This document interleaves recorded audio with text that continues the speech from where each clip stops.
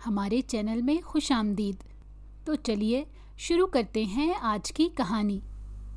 میں نے کتاب بند کر کے سائڈ ٹیبل پر رکھی اور تکیے پر سر رکھ کر آنکھیں موند لیں۔ رات کا 1 بج رہا تھا۔ میں پچھلے 5 گھنٹے سے مسلسل پڑھائی میں مصروف تھی۔ اب تو میرا سر اور آنکھیں درد کرنے لگی تھیں، لیکن مجھے خوشی تھی کہ میں نے پرچے کی تیاری بہت اچھے سے کر لی تھی۔ بس اب ایک دفعہ صبح نماز کے بعد دہرائی ہو جائے گی تو پرچہ بہت اچھا ہو جائے گا، میں نے سوچا تھا۔ اس امتحان کی تیاری میں نے بہت محنت کی تھی۔ میں چاہتی تھی کہ ٹاپرز میں میرا نام آ جائے اور مجھے آگے کے لیے بھی اسکالرشپ مل جائے، ورنہ اتنی مہنگی یونیورسٹی میں تعلیم حاصل کرنا میرے بس کی بات نہیں تھی۔ مجھے پوری امید تھی کہ پہلی یا دوسری پوزیشن لازمی حاصل کروں گی۔ میرے اساتذہ کو بھی میرے بارے میں یہی رائے تھی۔ میں کتاب بند کر کے سونے کے لیے لیٹ گئی، مگر مجھے بے چینی کی وجہ سے نیند نہ آئی، تو میں دوبارہ اٹھ بیٹھی۔ موقع اچھا تھا۔ میں نے سوچا کہ میں مزید دہرائی کر لیتی ہوں، پھر فجر کے بعد کچھ دیر سو لوں گی اور پھر پیپر دینے چلی جاؤں گی۔ مجھ پر پڑھنے کی اتنی دھن سوار تھی کہ میں ساری رات ہی جاگ کر پڑھتی رہی اور ایک پل کے لیے بھی نہ سوئی۔ اذان کی آواز سنتے ہی میں کتاب بند کر کے اٹھ کھڑی ہوئی اور وضو کر کے نماز پڑھنے بیٹھ گئی۔ نماز پڑھ کر میں نے اپنے رب کے حضور اپنی پڑھائی کے متعلق ڈھیروں دعائیں مانگی، تو میرے دل کو سکون اور اطمینان حاصل ہوا۔ دعائیں پڑھ کر مجھے وہ سکون نصیب ہوا جو مجھے ساری رات پڑھائی کرنے سے بھی نہ ہوا تھا۔ لہٰذا میں صبح کے لیے کالج جانے کے وقت کا الارم سیٹ کر کے سکون سے سو گئی۔ میرا نام علیزے ہے۔ ہم 3 بہن بھائی تھے۔ میں سب سے بڑی تھی۔ میرے بعد ایک بہن اور بھائی سب سے چھوٹا تھا۔ میرا تعلق ایک مڈل کلاس فیملی سے تھا۔ امی ایک تعلیم یافتہ خاتون ہونے کے ساتھ گھریلو امور میں بہت مہارت رکھتی تھیں۔ وہ بہت سمجھدار تھیں۔ انہوں نے ہماری پرورش اور تعلیم و تربیت میں کبھی کوئی کمی نہیں آنے دی۔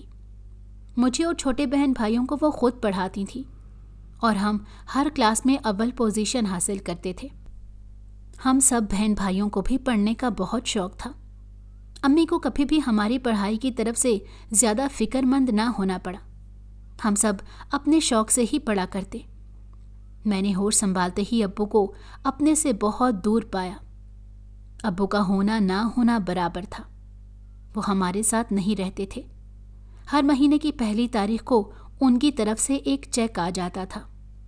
رقم اتنی ہوتی تھی کہ ہمارے تمام اخراجات آرام سے پورے ہو جاتے تھے۔ جب میں باقی بچوں کو اپنے ماں باپ کے ساتھ خوش و خرم دیکھتی تو میرے دل میں بھی یہ حسرت پیدا ہوتی تھی کہ کاش میرے ابو بھی میرے ساتھ رہیں، وہ بھی باقی بچوں کے والد کی طرح مجھے اسکول چھوڑنے جائیں، شام کو پارک یا آئس کریم کھلانے لے جائیں اور رات کو کہانیاں سنائیں۔ مگر میری یہ معصوم خواہشات کبھی پوری نہیں ہو سکی تھیں۔ ابو کبھی مہینوں بعد رات کے آخری پہر گھر میں داخل ہوتے تھے اور 1-2 دن ہمارے ساتھ گزار کر رات کی تاریکی میں ہی نکل جاتے تھے۔ جب تک وہ گھر میں ہوتے ہم بہن بھائیوں سے بہت پیار کرتے تھے، لیکن جب چلے جاتے تو مہینوں مڑ کر خبر نہ لیتے۔ امی ہمارا بہت خیال رکھتی تھیں اور ہر ممکن طریقے سے ہماری دل جوئی کرتی تھیں اور ہماری تمام خواہشات پوری کرنے کی کوشش کرتی تھیں، لیکن بہرحال وہ باپ کی کمی تو پوری نہیں کر سکتی تھیں۔ جیسے جیسے میں بڑی ہو رہی تھی، میرے دل میں دبے ہوئے سوالات زبان پر آنے لگے تھے۔ میں اکثر امی سے پوچھتی تھی کہ باقی سب کے باپ کی طرح ہمارے ابو ہمارے ساتھ کیوں نہیں رہتے، لیکن امی کا جواب ہمیشہ یہی ہوتا تھا کہ وہ ہمارے ساتھ نہیں رہ سکتے، ان کی اپنی بھی ایک فیملی ہے اور وہ اپنی اسی فیملی کے ساتھ رہتے ہیں۔ امی کے اس جواب پر مجھے غصہ آ جاتا، تو پھر آپ نے ابو سے شادی کیوں کی تھی؟ میں غصے سے پوچھتی، کیا آپ کو ابو کی کمی محسوس نہیں ہوتی؟ میرے سوال پر امی خاموش ہو جاتی تھیں، لیکن ان کے چہرے کی اداسی اور آنکھوں کی نمی مجھ سے چھپی نہیں رہتی تھی۔ میرا دل دکھ سے بھر جاتا تھا۔ اپنے باپ سے مجھے نفرت محسوس ہوتی۔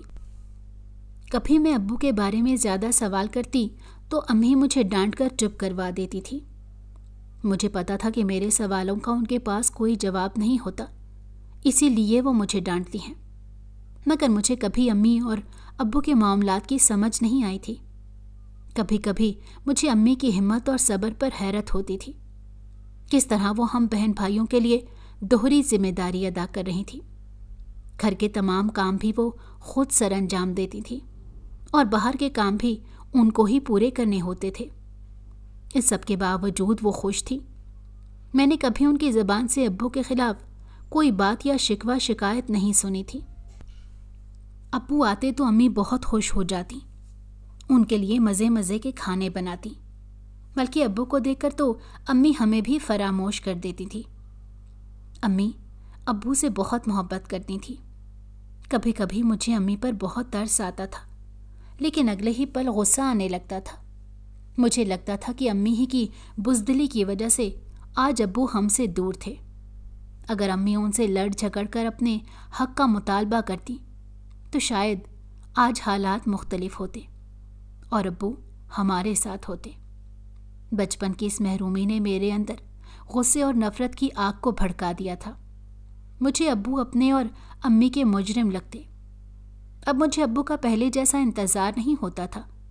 وہ گھر آتے بھی تو میں کسی نہ کسی بہانے زیادہ تر وقت گھر سے باہر ہی گزار دیتی تھی یا پڑھائی کے بہانے اپنے کمرے میں گھسی رہتی۔ اسی طرح وقت گزرتا گیا اور میں نے ایف اے کر لیا۔ میں نے انٹر میں بہت اچھے نمبر حاصل کیے تھے، بلکہ پورے کالج میں ٹاپ کیا تھا۔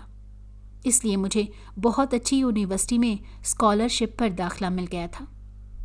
امی نہیں چاہتی تھی کہ میں اس یونیورسٹی میں داخلہ لوں۔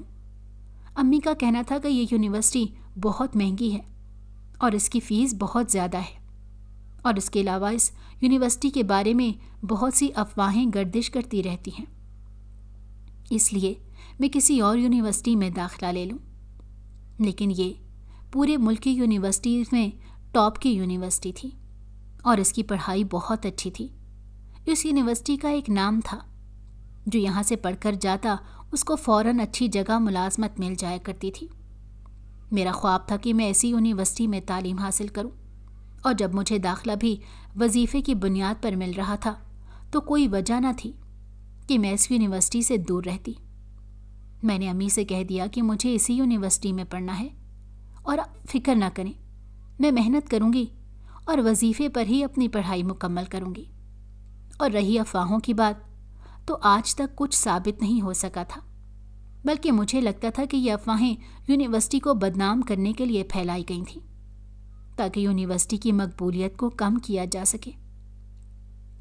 پہلے سیمسٹر کا وظیفہ تو مجھے مل چکا تھا، لیکن مجھے اگلا اسکالرشپ حاصل کرنے کے لیے سیمسٹر کے امتحان میں پہلی 10 پوزیشن پر آنا ضروری تھا، تبھی مجھے اسکالرشپ مل سکتا تھا۔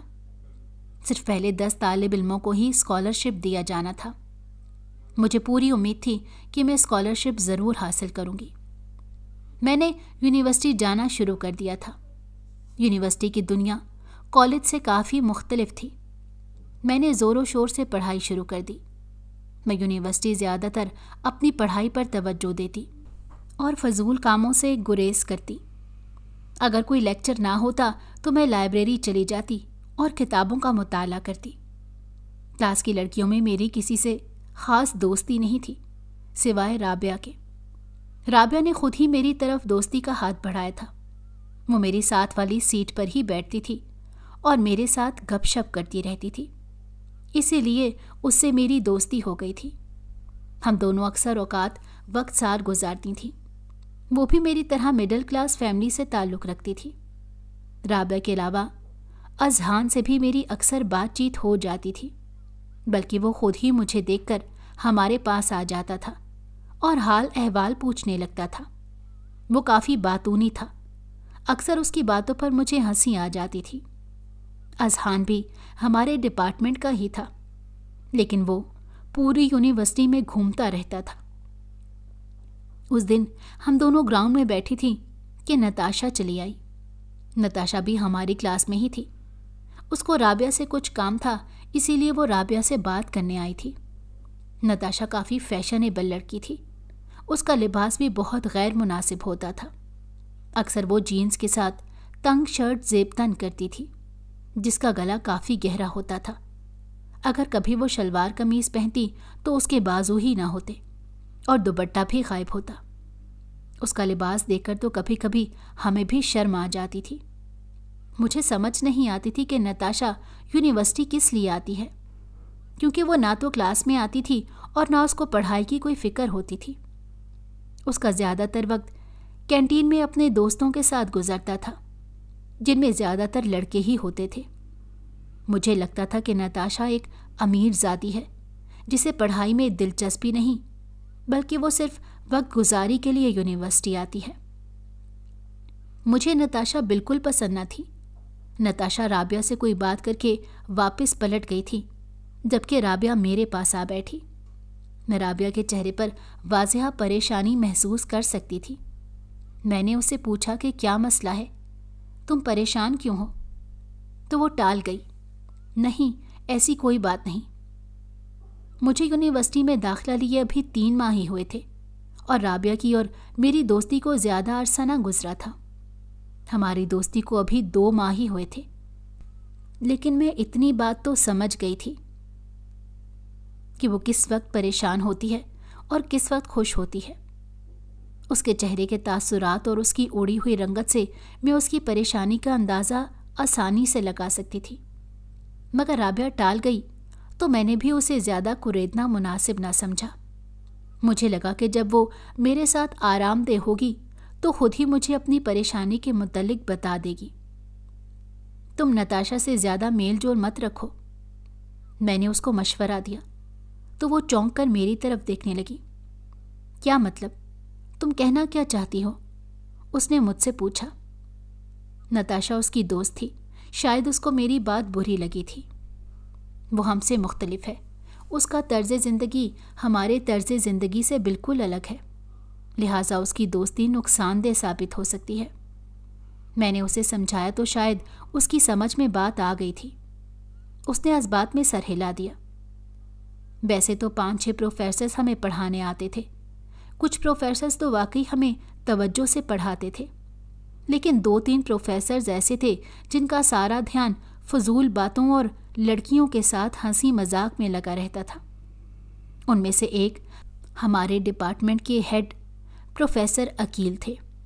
وہ ادھیڑ عمر آدمی تھے جن کے بچے بھی جوان تھے، لیکن ان کو اپنی عمر کا کوئی خیال نہیں تھا۔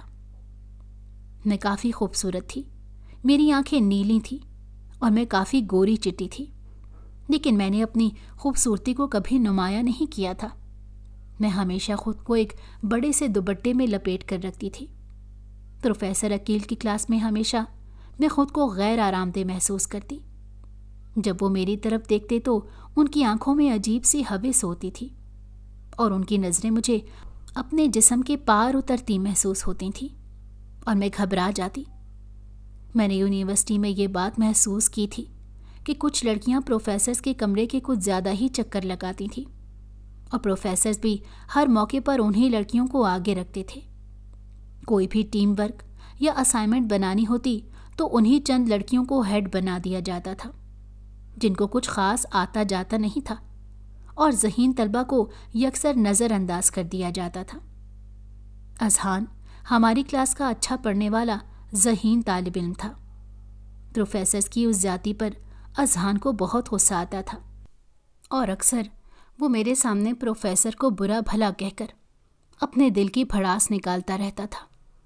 میں نے نوٹ کیا تھا کہ اذہان ہر کسی سے خوش اخلاقی سے تو پیش آتا تھا، لیکن وہ یونیورسٹی میں لڑکیوں سے دوستی نہیں کیا کرتا تھا۔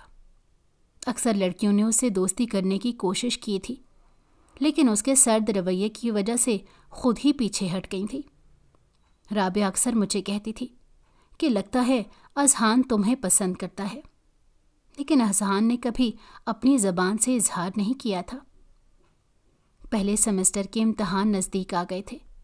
میں نے بہت محنت کی تھی۔ مجھے بہت امید تھی کہ میں پہلی یا دوسری پوزیشن حاصل کرنے میں کامیاب ہو جاؤں گی۔ میں نے امتحان کی تیاری بہت اچھے سے کی تھی، دن رات ایک کر دیا تھا۔ میرے پرچے بہت اچھے ہوئے تھے۔ امتحان ختم ہوئے تو یونیورسٹی سے 1 ہفتے کی چھٹی مل گئی تھی۔ अब्बू भी कुछ दिनों के लिए आए हुए थे। मैंने छुट्टी का पहला दिन तो खूब अपनी नींद पूरी करने में गुजारा था। अब रात को मुझे नींद आ नहीं रही थी। मैं चाय बनाने किचन में जा रही थी जब अम्मी के कमरे से बातों की आवाज़ सुनाई दी। वो अम्मी से मेरे मुतल्लिक ही बात कर रहे थे। अपना नाम सुनकर मैं रुक गई और गौर से उनकी बातें सुनने लगी। वो अम्मी से मेरी शादी के बारे में बात कर रहे थे और पूछ रहे थे कि उनकी नज़र में मेरे लिए मुनासिब कोई रिश्ता है। उनका इरादा था कि यूनिवर्सिटी के बाद मेरी शादी कर दी जाए, कैरियर भी साथ में बनता रहेगा। अब्बू की बात सुनकर पता नहीं क्यों मेरा ध्यान अजहान की तरफ चला गया था। मुझे भी लगता था कि अजहान मुझे पसंद करता था। अभी तक उसने अपनी ज़बान से इजहार तो नहीं किया था, लेकिन उसके हर अंदाज से ये जाहिर होता था कि उसके दिल में मेरे लिए ख़ास जगह है। यूनिवर्सिटी में वो बहाने बहाने से मेरे गिर्द चक्कर लगाता रहता था। अगर मैं छुट्टी करती तो वो बतौर ख़ास राबिया से मेरी खैरियत दरियाफ्त करता कि मैं आज क्यों नहीं आई। राबिया हंसती थी और मुझे छेड़ती थी कि अजहान तुम्हारी नीली आंखों पर फिदा हो चुका है। मैं भी हंस देती, लेकिन सच तो ये था कि मुझे भी अजहान अच्छा लगता था। वो काफ़ी समझदार था और उसने कभी इखलाक से गिरी हुई कोई हरकत नहीं की थी। अब्बू अम्मी को बता रहे थे कि उनको ऑफिस की तरफ से जो अगला प्रोजेक्ट मिला है वो इसी शहर में है, इसीलिए वो घर चक्कर लगाते रहेंगे। मुझे अब्बू के घर आने जाने में कोई दिलचस्पी नहीं थी। मैं चाय लेकर अपने कमरे में आ गई थी। छुट्टियां ख़त्म होते ही पढ़ाई फिर से शुरू हो गई थी और मैंने यूनिवर्सिटी जाना शुरू कर दिया था। इम्तहान का नतीजा आने में अभी कुछ दिन बाकी थे। उस दिन प्रोफेसर अकील ने कहा था कि मेरी असाइनमेंट में काफ़ी गलतियां हैं, इसीलिए मैं यूनिवर्सिटी के बाद उनसे ऑफिस में आकर मिलूं। वो मेरी गलतियों की निशानदेही कर देंगे। मैं लेक्चर्स के बाद उनके ऑफिस चली गई थी, लेकिन वो ऑफिस में नहीं थे। चपड़ासी ने मुझे वहीं उनका इंतज़ार करने का कहा। मैं काफ़ी फ़िक्रमंद थी, क्योंकि आज असाइनमेंट जमा करवाने की आखिरी तारीख थी। अगर आज प्रोफेसर से बात ना होती तो मेरी असाइनमेंट मुस्तरद हो जानी थी। मैंने 3 दिन पहले ही असाइनमेंट जमा करवा दी थी, लेकिन प्रोफेसर अकील ने आज मुझे गलतियों के बारे में बताया था, जबकि आज आखिरी दिन था। मैं बेचैनी से प्रोफेसर अकील का इंतज़ार कर रही थी। काफ़ी देर हो गई थी। सब तालिबे इल्म भी चले गए थे और अब तो कोई उस्ताद भी मौजूद नहीं था। 1 घंटे बाद प्रोफेसर अकील तशरीफ़ लाए। उनकी सुर्ख आंखों में अजीब सी वहशत थी। वो मुझसे इधर उधर की बातें करने लगे। उनकी गुफ्तगू में कोई रब्त नहीं था। मुझे लगा वो नशे में हैं। मुझे काफ़ी घबराहट हो रही थी। न जाने मुझे क्यों लग रहा था कि मैंने प्रोफेसर अकील के ऑफिस में आकर बहुत बड़ी गलती कर दी थी। अचानक दरवाजे पर दस्तक देकर अजहान अंदर चला आया। मैं उसे इस वक्त प्रोफेसर के कमरे में देखकर हैरान रह गई थी। प्रोफेसर भी चौंक गए थे। अजहान ने कमरे में मेरी मौजूदगी को यकसर नज़रअंदाज कर दिया था। वो प्रोफेसर साहब से कोई अहम मसला बयान कर रहा था जो उसको अपनी प्रेजेंटेशन तैयार करने में पेश आ रहा था, और इसीलिए वो प्रोफेसर साहब का काफ़ी देर से इंतज़ार कर रहा था। उसके सवालात काफ़ी लंबे होते जा रहे थे और उसका जानने का कोई इरादा नज़र नहीं आ रहा था। प्रोफेसर साहब ने बदमज़ा होकर मुझे जाने का कह दिया। मैं जल्दी से कमरे से निकल आई थी। मैंने खुदा का शुक्र अदा किया। मैं अजहान के बारे में सोचती यूनिवर्सिटी के गेट तक आ गई। अजहान से तो आज सुबह ही बात हुई थी और उसने बताया था कि उसकी प्रेजेंटेशन मुकम्मल है। तो फिर अजहान वहाँ क्यों आया था? क्या अजहान मेरी वजह से प्रोफेसर अकील के कमरे में आया था? क्या उसको मेरी फ़िक्र थी? मैं अजहान का रवैया समझ नहीं पा रही थी। बहुत देर हो गई थी। मैं जल्दी से बाहर की तरफ बढ़ी। यूनिवर्सिटी के गेट पर राबिया को प्रोफेसर दाऊद के साथ गाड़ी में जाते देखकर मैं हैरान रह गई थी। वो प्रोफेसर के साथ फ्रंट सीट पर बैठी काफ़ी परेशान लग रही थी। राबिया तो 1 घंटा पहले ही चली गई थी। उसने कहा था कि आज उसको जल्दी घर जाना है, तो फिर वो यूनिवर्सिटी में क्या कर रही थी? मैं खुद बहुत थक गई थी, इसीलिए मैंने जल्दी से रिक्शा पकड़ा और घर आ गई। اگلے دن میں نے رابعہ سے پروفیسر داؤد کے ساتھ جانے کے بارے میں پوچھا تو وہ کچھ پریشان سی ہو گئی۔ پھر وہ بتانے لگی کہ پروفیسر داؤد ہماری ہی کالونی میں رہتے ہیں۔ کل میری بس نکل گئی تھی تو انہوں نے مجھے گھر چھوڑنے کے لیے کہا تھا، اسی لیے میں ان کے ساتھ چلی گئی۔ پتہ نہیں مجھے کیوں ایسا لگ رہا تھا کہ رابعہ پریشان ہے۔ وہ سارا دن کھوئی کھوئی سی تھی اور زیادہ بات بھی نہیں کر رہی تھی۔ میں نے پوچھا تو وہ ٹال گئی کہ ایسی کوئی بات نہیں ہے، تمہارا وہم ہے۔ میں کلاس لے کر نکلی تو رابعہ مجھے کہیں نظر نہیں آئی۔ وہ آج لیکچر میں بھی نہیں آئی تھی۔ آج میں نے ناشتہ نہیں کیا تھا، اس لیے میں کینٹین چلی آئی۔ وہاں رابعہ اور اذہان کو ایک ساتھ بیٹھ کر چائے پیتے دیکھ کر میں حیران رہ گئی تھی۔ رابعہ اور اذہان میں کب سے اتنی بے تکلفی ہو گئی تھی، مجھے تو پتہ ہی نہیں چلا تھا۔ میں کچھ کھائے بغیر لائبریری آ گئی تھی۔ کچھ دیر میں رابعہ بھی وہاں آ گئی تھی۔ میں نے اس سے پوچھا کہ تم کہاں تھی، تو اس نے بتایا کہ میں گراؤنڈ میں تھی اور تمہیں ہی ڈھونڈ رہی تھی۔ میں اس کے جھوٹ پر حیران رہ گئی تھی۔ اگلے کچھ دن میں نے کئی بار رابعہ کو اذہان کے ساتھ دیکھا تھا۔ وہ آج کل کلاس میں بھی کم آتی تھی اور اذہان کے ساتھ گھومتی رہتی۔ مجھے کافی دھچکا لگا تھا، اپنی بے وقوفی پر غصہ بھی آیا۔ میں اذہان کے بارے میں کیا کچھ فرض کیے بیٹھی تھی، لیکن لگتا تھا کہ اذہان کی دلچسپی رابعہ میں تھی۔ شاید اسی لیے وہ میرے پاس آتا تھا، کیونکہ میرے ساتھ رابعہ موجود ہوتی تھی۔ اب سے میں نے صرف اور صرف پڑھائی پر توجہ دینے کا فیصلہ کیا تھا۔ رابعہ سے ویسے ہی آج کل کم بات ہوتی تھی۔ وہ خود ہی پتہ نہیں کہاں غائب رہتی تھی۔ کبھی وہ نتاشا کے ساتھ دکھائی دیتی تو کبھی اذہان کے ساتھ۔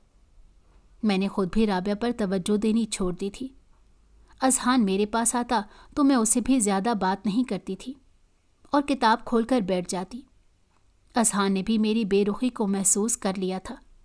اس نے ایک دو بار پوچھا بھی کہ میں اس سے ناراض ہوں کیا، لیکن میں نے یہ کہہ کر بھلا میں اس سے کیوں ناراض ہوں، اس کو ٹال دیا تھا۔ آج کافی دن بعد رابعہ میرے پاس آ کر بیٹھی تھی اور پڑھائی کے بارے میں پوچھ رہی تھی۔ آج وہ مجھے کافی مطمئن لگ رہی تھی۔ پچھلے دنوں سے جو پریشانی اس کے چہرے پر تھی وہ آج غائب تھی۔ تم خود کہاں ہوتی ہو آج کل؟ کلاس میں بھی نہیں آتی؟ میں نے اس سے پوچھا تو وہ مسکرا دی۔ اس نے بتایا کہ وہ ایک بہت اہم کام میں مصروف تھی اور اب تقریباً وہ کام مکمل ہو گیا ہے۔ ایسا کون سا کام ہے؟ میں نے تجسس سے پوچھا۔ کچھ دنوں میں تمہیں خود ہی سب پتہ چل جائے گا۔ اس نے کھل کر کچھ بھی نہیں بتایا تھا۔ میں سوچ میں پڑ گئی تھی کہ ایسی کیا بات تھی کہ آج اتنے دنوں بعد رابعہ کافی خوش لگ رہی تھی۔ کیا اس بات کا تعلق اذہان سے تھا؟ پہلے مرحلے کے نتائج کا اعلان ہوا تو مجھے یقین ہی نہیں ہو رہا تھا۔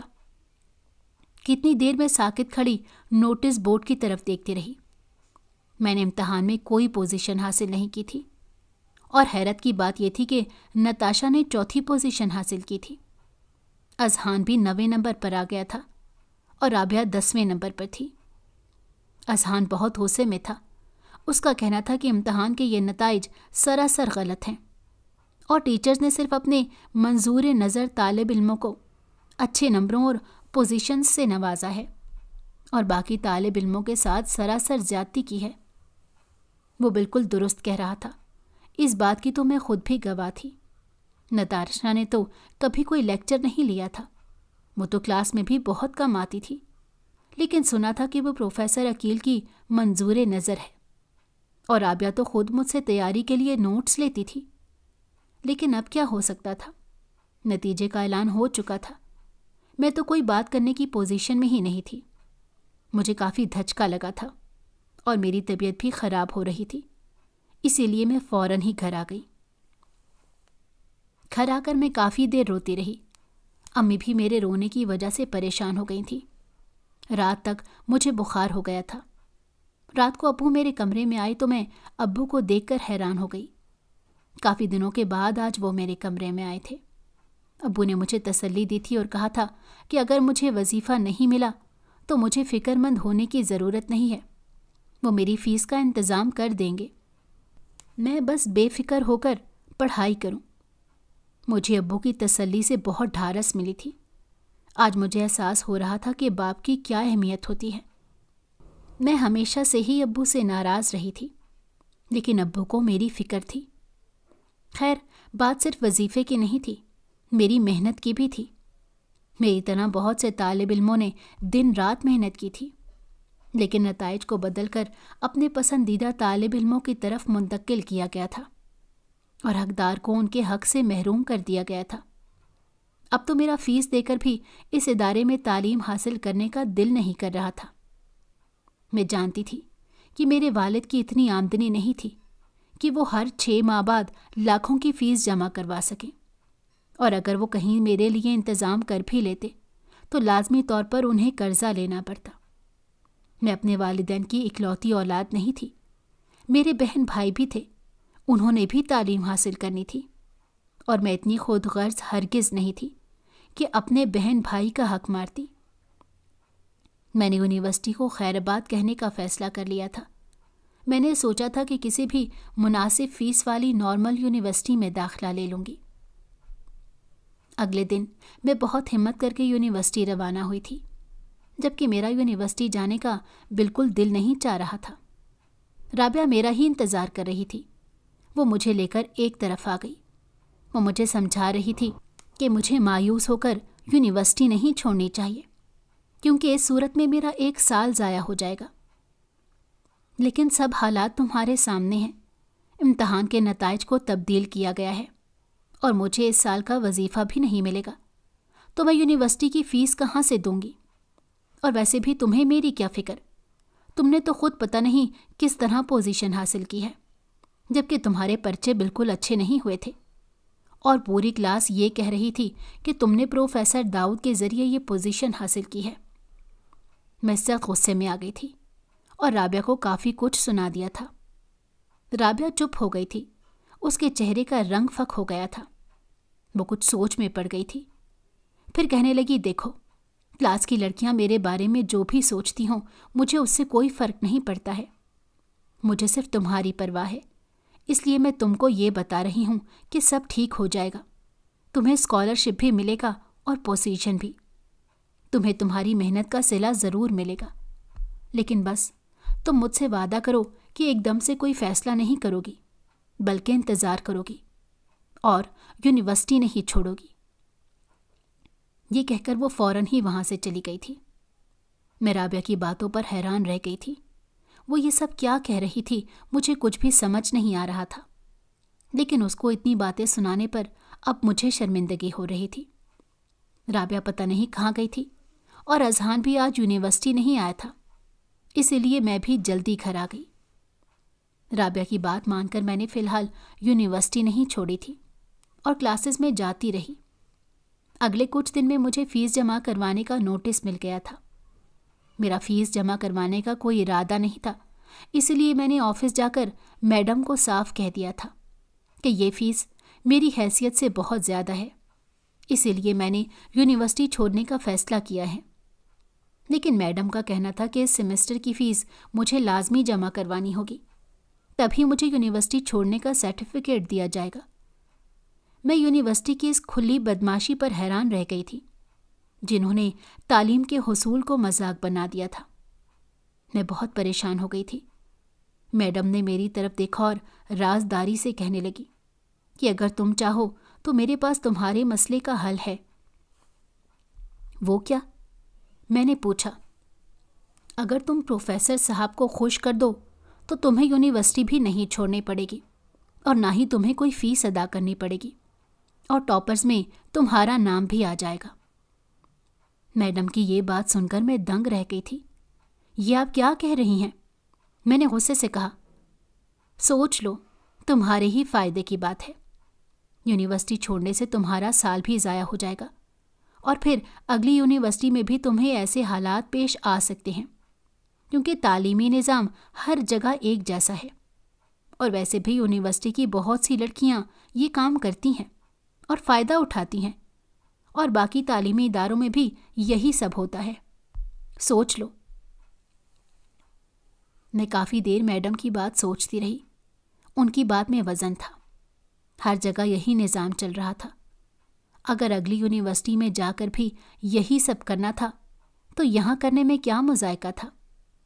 نتاشا اور رابعہ کی مثال میرے سامنے تھی، کیسے بنا کچھ پڑھے وہ ٹاپرز میں شامل ہو گئی تھی، اور باہر جا کر بھی ان کو ہر جگہ ترجیح ملنی تھی، کیونکہ ان کے نمبر اور تعلیمی ریکارڈ کچھ نہ کرتے ہوئے بھی بہت اچھا تھا۔ میں نے فیصلہ کر لیا تھا کہ میڈم کی بات مان لوں گی، اور یونیورسٹی جاتے ہی میں نے میڈم کو اپنے ارادے سے آگاہ بھی کر دیا تھا۔ انہوں نے ایک آنکھ مارتے ہوئے مجھے پروفیسر کے کمرے میں جانے کا کہا تھا۔ میں مردہ قدموں سے پروفیسر کے کمرے کی طرف بڑھنے لگی تھی۔ میں پروفیسر کے کمرے کے باہر کھڑی تھی۔ میری اندر جانے کی ہمت نہیں ہو رہی تھی۔ دل کر رہا تھا کہ دروازے سے ہی واپس بھاگ جاؤں، لیکن واپسی کا کوئی راستہ نہیں تھا۔ ہاتھ میں پکڑا ہوا فیس کا کاغذ مجھے بار بار اندر جانے پر مجبور کر رہا تھا۔ میری آنکھوں میں آنسو آ گئے تھے۔ بالآخر میں دروازہ کھول کر اندر داخل ہو گئی۔ کمرے میں اندھیرا تھا، شاید لائٹ چلی گئی تھی۔ کھڑکی سے آتی ہلکی ہلکی روشنی میں میں نے غور سے دیکھا، کوئی شخص دوسری طرف منہ کیے کھڑا کوئی فائل دیکھ رہا تھا۔ آہٹ پر اس شخص نے پلٹ کر دیکھا۔ میرے پاؤں تلے سے زمین نکل گئی تھی۔ میں دم بخود اس شخص کا چہرہ دیکھ رہی تھی۔ میں نے آنکھیں مل کر دوبارہ بغور دیکھا۔ ایک جھماکے سے پورا کمرہ روشن ہو گیا تھا۔ کسی نے کمرے کی لائٹ آن کر دی تھی۔ میرے سامنے ابو کھڑے تھے۔ میں بھاگ کر ابو سے لپٹ گئی تھی۔ میں رو رہی تھی۔ ابو مجھے روتے دیکھ کر حیران ہو رہے تھے، اور وہ پوچھ رہے تھے کہ مجھے کیا ہوا ہے، میں کیوں رو رہی ہوں۔ اچانک ملحقہ کمرے کا دروازہ کھلا تھا، اور کمرے سے نکلتے اذہان کو دیکھ کر تو مجھے سچ میں چکر آ گیا تھا۔ وہ مجھے گہری نظروں سے دیکھتا آگے بڑھ گیا تھا۔ اذہان یہاں پروفیسر کے کمرے میں کیا کر رہا تھا؟ میری حیرت کی انتہا نہیں تھی۔ میں نے جلدی سے ملحقہ کمرے میں جھانک کر دیکھا۔ ملحقہ کمرے میں پروفیسر عقیل اپنی ٹیبل پر بیٹھے ہوئے تھے۔ وہاں 2 افراد اور بھی موجود تھے جو ان کے سامنے کھڑے تھے۔ ان کے ہاتھ میں کچھ کاغذات تھے جو وہ پروفیسر کو دکھا رہے تھے۔ پروفیسر عقیل کے چہرے پر مرودنی چھائی ہوئی تھی۔ یہ سب کیا ہو رہا تھا؟ مجھے کچھ سمجھ نہیں آ رہا تھا۔ میں گھبرا کر باہر نکل آئی تھی۔ کلاس روم کی طرف جاتے ہوئے میری نظر میڈم پر پڑی۔ 2 افراد کے ساتھ وہ پارکنگ کی طرف جاتی ہوئی دکھائی دے رہی تھی۔ ان کے چہرے پر ہوائیاں اڑی ہوئی تھیں۔ پھر میں یونیورسٹی بھی نہیں رکی، سیدھی گھر آ گئی تھی۔ گھر آ کر بھی آج پیش آنے والی صورتحال کے بارے میں سوچتی رہی۔ یہ سب کیا تھا؟ ابو پروفیسر عقیل کے آفس میں کیا کر رہے تھے؟ کیا ان کو میرے بارے میں پتہ چل گیا تھا؟ اذہان وہاں کیوں موجود تھا؟ اور وہ 2 آدمی کون تھے؟ میڈم کو کون لوگ اپنے ساتھ لے جا رہے تھے؟ تجسس کے مارے میری بری حالت تھی۔ مجھے ڈر بھی لگ رہا تھا، کہیں ابو کو میرے بارے میں سب پتہ تو نہیں لگ گیا تھا۔ شاید اسی لیے ابو وہاں آ گئے تھے۔ شام کو ابو گھر آئے تو اذہان بھی ساتھ تھا۔ اذہان کو دیکھ کر تو میری آنکھیں پھٹی کی پھٹی رہ گئی تھیں۔ خاکی رنگ کی آرمی کی وردی میں سر پر کیپ سجائے وہ بہت پیارا لگ رہا تھا۔ حیرت کی بات تو یہ تھی کہ وہ ابو کو سر سر کہہ کر مخاطب کر رہا تھا۔ مجھے لگ رہا تھا کہ میں کوئی خواب دیکھ رہی ہوں۔ ابو نے مجھے ڈرائنگ روم میں ہی بلا لیا تھا۔ میں بھی سب کچھ جاننے کے لیے بے چین تھی۔ ابو نے کہا کہ اب تم اتنی بڑی ہو گئی ہو کہ تمہیں سب حقیقت بتائی جا سکتی ہے۔ ابو نے بتایا کہ میرا تعلق آرمی کی خفیہ ایجنسی سے ہے، اور اس ایجنسی کے تمام لوگوں کو اسی قدر خفیہ رہنا پڑتا ہے۔ بعض اوقات تو ہمیں اپنے ساتھیوں کا بھی علم نہیں ہوتا۔ یہ خفیہ ایجنسی اس لیے بنائی جاتی ہے تاکہ ہم دشمن کے اندر رہتے ہوئے دشمن کے تمام راز اور کمزوریاں جان سکیں۔ ابو نے جو کچھ بتایا وہ سن کر تو مجھے اپنے کانوں پر یقین نہیں آ رہا تھا۔ ابو خفیہ آرمی کے افسر تھے، اور مجھے کبھی اندازہ بھی نہیں ہوا تھا۔ ابو نے بتایا کہ ابو کا تعلق جس ونگ سے تھا، اس ونگ کے سپاہی کبھی بھی کسی کے سامنے نہیں آتے تھے، اور خفیہ طور پر پس پردہ رہتے ہوئے اپنا مشن پورا کرتے تھے، پوری ذمہ داری اپنی ڈیوٹی سر انجام دیتے ہوئے۔ ابو نے ہزاروں کامیاب مشن سر انجام دیے تھے، ہزاروں دہشت گردوں کو پکڑا تھا اور دشمن کے کئی منصوبے خاک میں ملائے تھے، لیکن ملک و قوم کی اس خدمت میں ابو نے بہت بڑی قربانی دی تھی۔ ہمیشہ اپنے بیوی بچوں سے دور الگ زندگی گزاری تھی، کبھی کسی شہر تو کبھی کسی شہر، کبھی کسی بھیس میں تو کبھی کسی روپ میں، کیونکہ سامنے آنے کا مطلب اپنے خاندان کو بھی خطرے میں ڈالنا ہوتا ہے۔ دشمن اس سے فائدہ اٹھا سکتا ہے، اسی لیے خفیہ ایجنسی کے لوگ کبھی اپنا آپ ظاہر نہیں کرتے اور ہمیشہ چھپ کر اور بھیس بدل کر رہتے ہیں۔ امی ابو سے کبھی شکایت کرتی تو ابو کہتے تھے میری دوسری فیملی کو بھی میری ضرورت ہے۔ امی بھی مجھے ٹالنے کے لیے یہی کہہ دیا کرتی تھی کہ ابو کی دوسری فیملی بھی ہے، جس سے مراد وطن عزیز کے لوگ ہوتے تھے، جبکہ میں دوسری فیملی سے ابو کی دوسری بیوی اور بچے سمجھتی رہی اور ہمیشہ بدگمانی کا شکار رہی۔ ابو نے بتایا کہ ان کے افسروں کو کافی عرصے سے یونیورسٹی میں کرپشن، منشیات کے استعمال اور لڑکیوں کی ترسیل کی مسلسل شکایات موصول ہو رہی تھی، اور یہ بھی کہا جا رہا تھا کہ یہ ایک بہت بڑا مافیا یہاں سرگرم عمل ہے، لیکن اس مافیا کو مقامی پولیس کی مکمل حمایت حاصل ہے، اسی لیے ابھی تک یہ مافیا قانون کی گرفت سے بچا ہوا ہے۔ آفیسرز کی طرف سے ابو کو یہ کام سونپا گیا تھا کہ وہ تمام صورتحال کا جائزہ لیں اور ذمہ داروں کے خلاف ثبوت اکٹھے کریں تاکہ ان کو ان کے جرم کی سزا دی جا سکے۔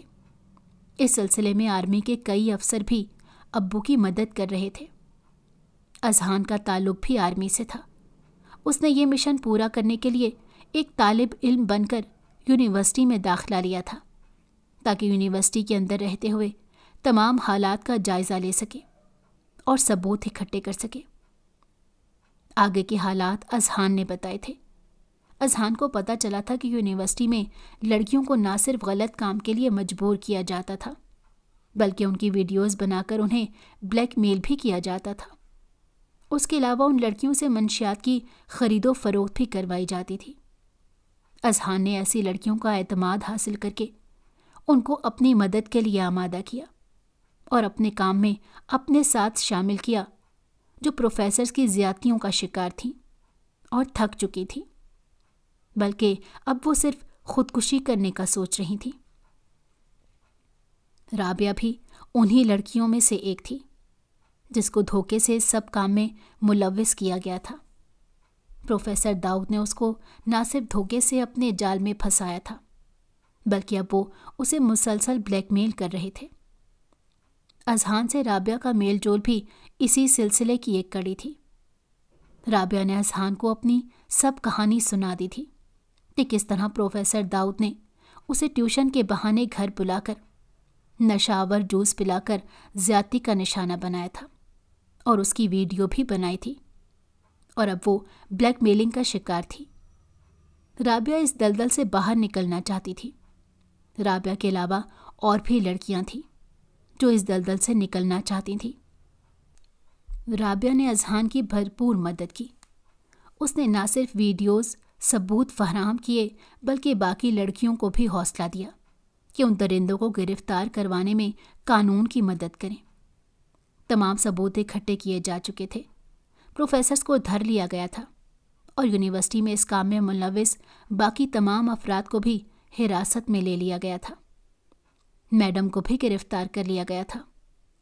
اذہان کو پتا تھا کہ پروفیسر کی گندی نظریں مجھ پر تھیں، اسی لیے وہ میرے آس پاس رہتا تھا تاکہ پروفیسر اپنے مقصد میں کامیاب نہ ہو سکیں۔ ابو اور اذہان کی باتیں سن کر میں حیران رہ گئی تھی۔ میں بہت شرمندہ تھی۔ میں ساری زندگی اپنے باپ کو کس قدر غلط سمجھتی رہی، اور وہ کیا نکلے، وہ تو ہم سب کا فخر تھے۔ میں نے ابو سے معافی مانگی تو انہوں نے مسکرا کر پیار سے مجھے اپنے ساتھ لگا لیا۔ وہ مجھ سے ناراض نہیں تھے بلکہ ہمیشہ میری فکر میں مبتلا رہتے تھے۔ اذہان بھی مسکرا رہا تھا۔ میں نے اللہ کا لاکھ لاکھ شکر ادا کیا کہ اس نے مجھے اس دن بچا لیا اور وقت پر ابو اور آرمی کے لوگ وہاں پہنچ گئے تھے اور پروفیسر کو گرفتار کر لیا گیا تھا۔ ورنہ پتہ نہیں کیا ہوتا۔ میں نے اذہان کو بھی غلط سمجھا تھا اور رابعہ کو بھی، لیکن حالات ہی کچھ ایسے تھے کہ مجھے کچھ سمجھ نہیں آ رہا تھا۔ یونیورسٹی میں تو آپریشن کو بہت زیادہ خفیہ رکھا گیا، لیکن اس کے باوجود میڈیا کو پتہ نہیں کیسے اس معاملے کی خبر ہو گئی تھی، اور اب زور و شور سے بار بار یہی خبریں چلائی جا رہی تھیں۔ ملوث پروفیسرز اور سٹاف کے چہرے ٹی وی پر دکھائے جا رہے تھے۔ کہا جا رہا تھا کہ ملزمان کو نامعلوم مقام کی طرف منتقل کر دیا گیا ہے اور ان کو قرار واقعی سزا ملے گی۔ پروفیسرز کا ایک سارا کیریئر تو تباہ ہو ہی گیا تھا، ساتھ وہ کسی کو منہ دکھانے کے قابل بھی نہیں رہے تھے۔ ان کے گھر والے اور خاندان والے بھی بدنام ہو چکے تھے۔ نہ جانے کتنے لوگوں کی بددعائیں ان کے ساتھ تھیں۔ بے شک برے کام کا برا ہی انجام ہوتا ہے، میں نے دل میں سوچا۔ اگلے کچھ دنوں میں یونیورسٹی کے حالات یکسر تبدیل ہو گئے۔ نئے پروفیسرز اور عملے نے یونیورسٹی کا انتظام سنبھال لیا تھا۔ امتحانی پرچوں کی بھی دوبارہ سے چیکنگ کی گئی تھی اور اصل نتیجے کا اعلان کیا گیا تھا۔ میں نے اول پوزیشن حاصل کی تھی۔ میری خوشی کی انتہا نہیں تھی۔ پڑھائی دوبارہ سے شروع ہو چکی تھی۔ مجھے رابعہ اور اذہان کی بہت کمی محسوس ہو رہی تھی۔ رابعہ کچھ دن بعد یونیورسٹی آ گئی تھی۔ میں اسے دیکھ کر بہت خوش ہو گئی تھی۔ میں نے اسے اپنے رویے کی معافی مانگ لی تھی اور اس نے مجھے فوراً معاف بھی کر دیا، لیکن اذہان کو کلاس کے باہر دیکھ کر میں حیران رہ گئی تھی۔ اس نے بتایا کہ وہ مجھ سے ہی ملنے آیا ہے اور اس کا ایک ادھورا کام رہ گیا تھا۔